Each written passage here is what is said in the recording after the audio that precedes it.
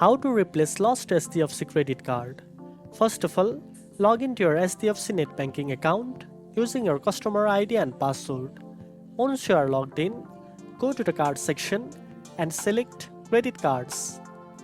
Next, scroll down and click on request. From the list of options, choose credit card hot listing. Here, select your lost credit card from the drop-down menu. Now, select a reason for replacement as lost.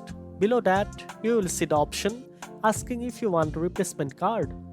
Select Yes to request a new credit card. Finally, review your details and click Submit. Your request will be processed and a new card will be sent to your registered address as soon as possible. And that's it.